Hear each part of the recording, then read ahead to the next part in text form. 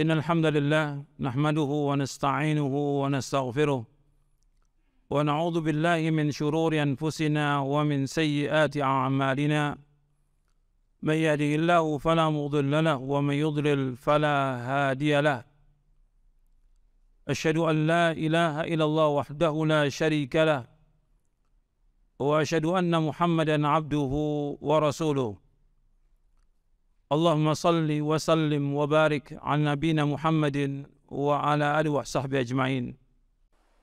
Ikhwan fiddin, azakumullah.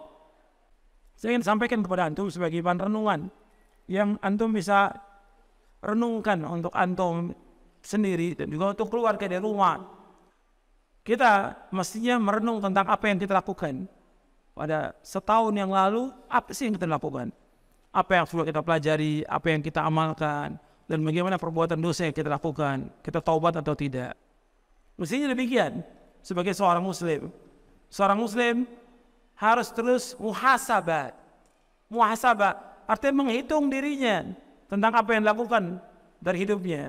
Sebagaimana kata Umar bin Khattab radhiyallahu anhu, hasibu anfusakum qabla an tuhasabu. Hisab diri kalian sebelum kalian dihisab oleh Allah. Ada satu hadis, itu sekian banyak hadis untuk bahan renungan kita. Itu Nabi SAW bersabda, SAW, untuk renungan bahwa kita ini pasti akan ditanya oleh pada hari kiamat. Apa yang sudah kita lakukan di muka bumi ini? An-Nabi Al-Aslami radhiyallahu anhu qala Rasulullah sallallahu alaihi wasallam la tazulu qadama 'abdin yawmal qiyamati hatta yus'ala 'an umrihi fima afna wa 'an 'ilmihi fima fa'ala wa 'an malihi min ayna iktasaba wa fima anfaqa wa 'an jismihi fima abla. Akhrajahu Tirmidzi wa qala Tirmidzi hadza haditsun hasanun sahih. Dari Abu Barzah Al-Aslami radhiyallahu anhu, ia berkata, telah bersabda Rasulullah sallallahu alaihi wasallam, tidaklah bergeser kedua kaki seorang hamba nanti pada hari kiamat, melainkan Allah akan tanyakan tentang 4 pertanyaan. Yang pertama, Allah akan tanyakan tentang umurnya, dihabiskan untuk apa? Yang kedua, tentang ilmunya, diramalkan atau tidak. Yang ketiga, tentang harta, dari mana dia peroleh dan kemana dihabiskan. Dan yang keempat, capeknya, lelahnya, letihnya untuk apa?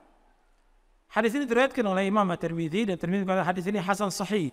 Diriwayatkan juga oleh Imam Ad-Darimi dan disahihkan juga oleh Syekh Al-Albani rahimahullah dalam kitabnya Silsilah Hadits As-Sahihah. Anda perhatikan di sini. Nabi SAW menyebutkan dalam hadis ini ada 4 pertanyaan. Ini untuk semua, untuk saya dan untuk antum semuanya.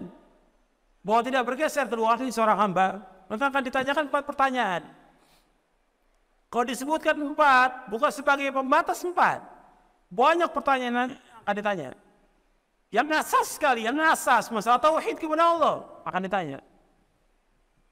Yang kedua akan ditanya bagaimana kita mengikuti Rasulullah atau tidak. Itu yang asas sebelum pertanyaan-pertanyaan yang lain. Sebagaimana kata Imam Al-Qayyim di dalam kitabnya, Allah akan tanyakan kepada manusia 2 perkara. Yang pertama, madza kuntum ta'budun? Yang kedua, wa madza ajabtumul mursalin? Yang pertama, bagaimana kalian beribadah kepada Allah? Yang kedua, bagaimana kalian menyambut seruannya para rasul? Arti yang pertama, bagaimana kalian mentauhidkan Allah? Yang kedua, bagaimana kalian, apakah kalian mengikuti Rasulullah atau tidak? Yang akan ditanya. Kemudian ditambah lagi dengan pertanyaan yang lain. Di antaranya 4 pertanyaan ini sebagai renungan.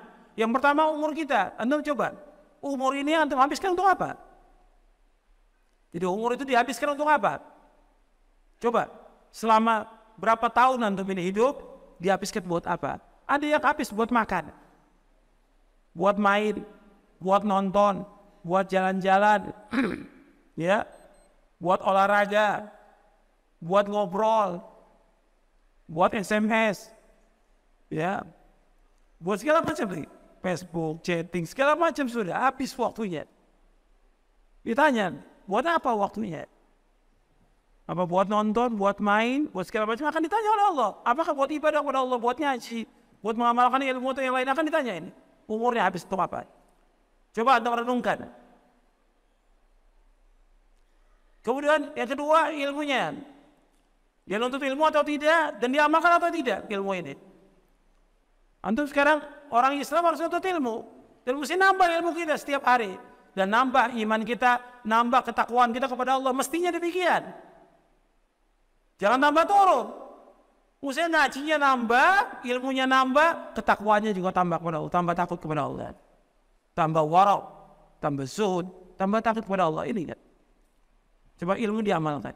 Untuk diri kita, buat rumah tangga, tambah baik hubungannya. Rumah tangga dengan istri juga tambah baik, dengan tambah baik. Bukan tambah kasar, bukan tambah kejam, bukan tambah jauh dari Islam. Tambah baik hubungannya dengan rumah tangga. Begitu hubungan dengan masyarakat tambah baik. Ini kan, coba renungkan ini perjalanan hidup kita. Yang kedua. Yang ketiga, harta kita dari mana kita peroleh? Dari yang halal atau yang haram? Kita cari maisha ini halal atau haram? Coba renungi, pekerjaan kita ini halal atau haram? Uang yang masuk ke kita, uang siapa? Uang orang, uang kantor. Barang itu yang ada pada kita, barang kantor, barang yayasan, barang masjid, atau punya orang lain, atau utang yang nanti belum bayar, nanti pakai barangnya. Coba atau renungkan, dari mana harta itu Anda peroleh? Dan kemudian kemana dihabiskan harta itu? Apakah untuk yang halal, apakah untuk yang haram? Atau untuk yang mubadzir, untuk yang bidah, untuk yang syirik? Akan ditanya oleh Allah, harta itu dihabiskan untuk apa? Apa dihabiskan untuk mubadzir? Seperti banyak kaum muslimin, dia habiskan uangnya untuk merokok, untuk bidah. Ini haram, rokok haram. Sepakat seluruh ulama tentang haramnya. Hatta Majelis Ulama Indonesia menjelaskan tentang haramnya fatwanya. Tinggalkan mubadzir itu namanya setan, dan gak ada manfaat sama sekali. Uang ini bukan uang kita. Uang ini harta yang diberikan Allah, yang memberikan kepada kita. Allah akan tanya kemana dihabiskan uang itu. Apakah untuk yang sia-sia, untuk yang foya-foya, untuk yang haram, atau untuk yang bidah, akan ditanya oleh Allah.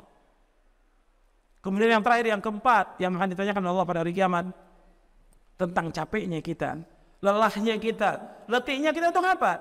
Kita capek untuk apa? Apakah capek untuk begadang, capek untuk nonton, capek untuk olahraga, capek untuk main, atau capek kita untuk membaca kitab Allah, atau kita capek untuk membaca sunnah Nabi SAW, atau capek karena kita berdakwah mengajak umat kepada tauhid, atau capek kita membantu orang-orang yang susah, atau capek dalam melaksanakan ibadah haji atau umrah, atau yang lainnya. Capek kita untuk apa? Untuk di jalan yang benar atau di jalan bid'ah dan syirik? Allah akan tanya tentang ini. Dan Nabi bersabda dalam satu hadis yang sahih yang diriwayatkan oleh Imam Ahmad dan Ibnu Hibban, kata Nabi, likulli amalin syirrah wa likulli syirratin fatra, faman kana fatratu ila sunnati faqad ihtada wa man kana ila ghairi faqad halak. Sesungguhnya tiap-tiap amal itu ada masa semangatnya, ada masa lelah dan letihnya. Barang siapa semangatnya, lelah letihnya karena melaksanakan sunnahku, maka dia telah mendapatkan petunjuk.